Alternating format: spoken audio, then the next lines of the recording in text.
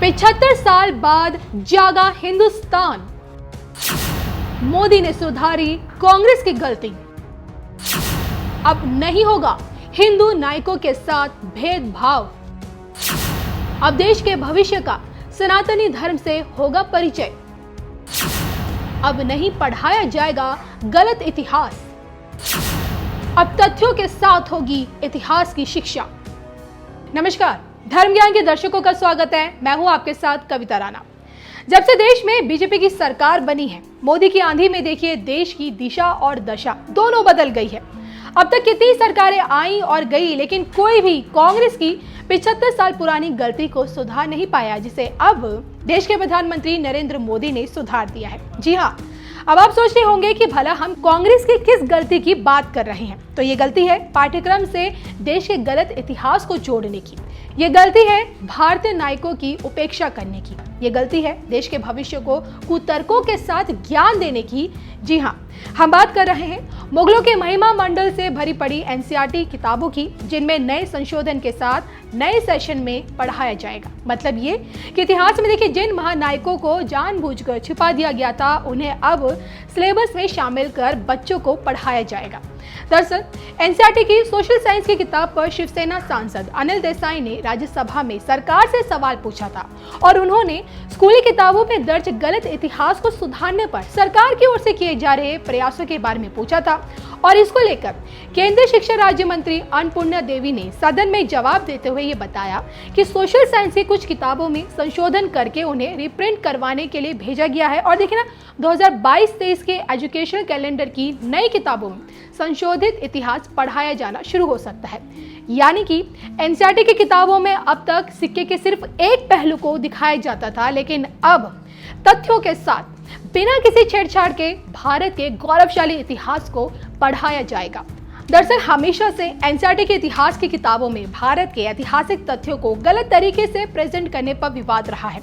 आलोचकों का ये कहना है कि इतिहास की किताबों में ये तो पढ़ाया गया है कि लाल किला, कुतुब मीनार और ताजमहल किसने बनवाए, लेकिन ये तथ्य जानबूझकर छुपा लिया गया कि कुतुबुद्दीन ऐबक ने कुतुब मीनार बनवाने के लिए महरौली में 41 हिंदू जैन मंदिरों को तोड़ा था और फिर उन्हीं मंदिरों के मलबे पर मीनार का निर्माण करवाया।